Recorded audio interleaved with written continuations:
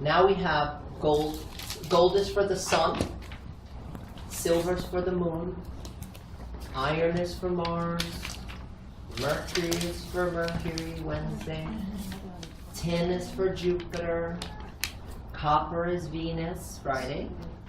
And lead for Saturn, Saturday. So you can even wear these metals on these days. They amplify that power, huh? Yes, of course. Gold, silver, iron, mercury, tin, copper, and lead. Now the center stone, the 8th one, is not mentioned here. It's platinum. Wasn't discovered yet. Platinum is considered the god metal, believe it or not. Platinum is formed out of the tree of life. If you look at its molecular composition, it looks just like that, which is madness. It's the reason why it's called the god metal, and it's the most expensive metal, you know? So those in power know what they're doing, let's just say, okay? And they keep us in ignorance, purposely. Yes. The story of Christ, Constantine, you guys are probably familiar with Christ. Well, stones are spoken about all throughout the Christian and the Hebrew scriptures. The 12 breastplate stones for the high priest of Israel called the Hoshen, broken down into the 12 original tribes, okay? Gold, the moon is moon day, Monday, silver. Iron, Martes, Mars day, Tuesday. Mercury, Wednesday, for Mercury. Tin, for Jupiter, on Thursday. Thorias day, Jueves, Jupiter, in Latin, right? Copper, Viernes, Venus. Freya, Friday. Freya is Venus. It's the Norse goddess Venus. This is all of our, everything. It's all Nordic, it's Babylonian, Sumerian. Okay, and then finally lead for Saturn. Saturn is lead, lead-based stones. And finally, the god metal is platinum. So get your hands on platinum. I never said that. Okay. So, and now we'll get into the Hoshen. Okay. 12 breastplate stones as we started. So according to the Torah, right, God had specifications as to why he wanted the breastplate stones in a particular order called the Hoshen. These stones, I can give you the original breastplate stones for the high priest of Israel. Okay. Have Aaron your brother, now this is all in Exodus 28. Have Aaron your brother brought to you from among the Israelites, along with his son Nadab and Abihu, Eleazar, Ithamar, so that they may serve me as priests. Make sacred garments for your brother and Aaron, and give him dignity and honor. Take 2 onyx stones and engrave them the names of the sons of Israel, 6 here and 6 here, in order from their birth. 6 names on one stone and the other. Engrave the names of the sons of Israel on the 2 stones. The first row shall be carnelian, chiasolite, and a beryl. The beryl is not specified. We think it's aquamarine. Aquamarine is used for the throat chakra. Okay?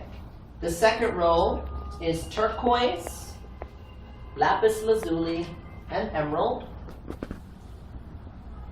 The fourth row is jacinth. Jacinth, another word for jacinth is a zircon. Jacinth, agate, and amethyst. And the final row, or zircon, agate, and amethyst. Okay? And the final row is topaz, onyx, and jasper. See, contrary to our belief, we believe that sapphire and diamonds were in the breastplate stones. Nobody can cut those stones at that time. There wasn't technology to cut diamond or sapphire, because ruby couldn't be in the breastplate stone either. These are hard stones. They would break any other equipment at the time. That's why they didn't have them. They would have had like a zircon, which is softer, easier, or jasper.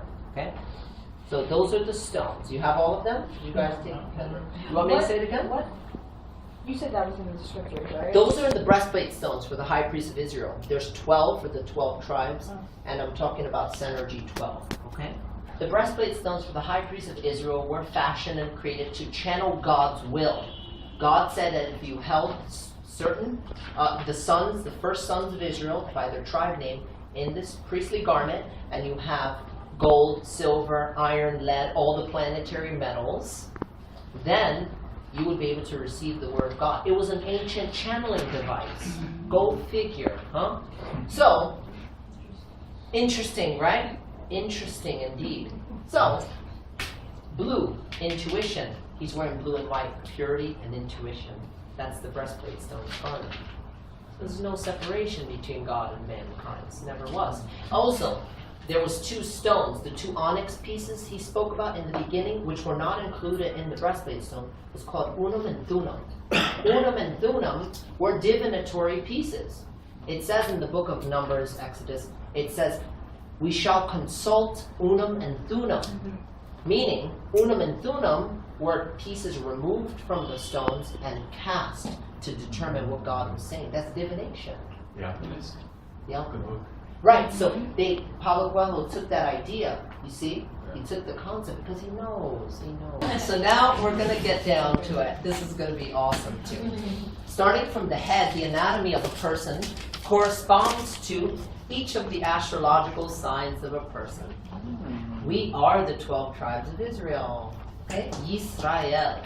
What's interesting is in Hebrew, right? If you guys know Hebrew, I'll show you some Hebrew right now. Okay, so you got all this, we understand. I'm doing this with my finger.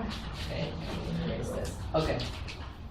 The Father and the Son, the promise of the Father and the Son. To say child in Hebrew is ben. Ben, B-E-N. And to say father is ab, right? Right? Or ab or eb. Eb. So in Hebrew, right? Aleph bet. Nun. Even.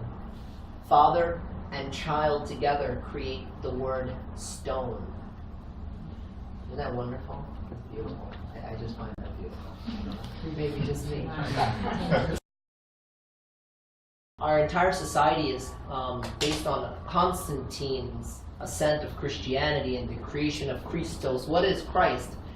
The word Christos, crystal, the crystal clear one, right? The anointed, the crystal clear one. It's the same as the Sanskrit word Buddha, which means anointed or enlightened. So Christ and Buddha mean the same thing. One is Sanskrit, one is Greek.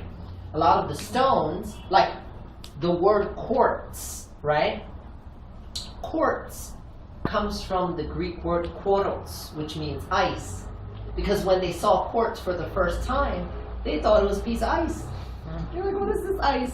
How does it stay like this? This is cool. Right? So, interesting enough, like a lot of words like onyx, right? Onyx comes from the Greek word, which means fingernail. It's believed that when Venus and Mars were fighting, as lovers do, one of her fingernails fell to the earth, creating the onyx stone. How about that? The word hematite, hemos, comes from the Greek word blood. Because if you heat up a hematite to extreme temperatures, it would turn red. Fascinating. Fascinating. So a lot of our, here's another one. Amethyst. See that big amethyst cluster on the table? You want to zoom in on it? Amethyst comes from the Greek word amethystos. Amethystos means non-intoxicating. Because the stone is for those who wish to self-master. It's for those who have addictions. See? It says that Dionysus, the lord of wine, this Friday, he was drinking and he spilled his wine on a quartz, changing the color. So a lot of our stones come from the Greeks, who translated a lot of this. The Romans eventually took over. But as you can see, if you go back to the time of who started the Bible, Abraham, right? Where was Abraham from? Samaria. He was from the land of Ur. He was Sumerian. He brought the knowledge of the tree of life and crystal healings. From all of this, and from Samaria comes from Atlantis. So all of this actually is Atlantean.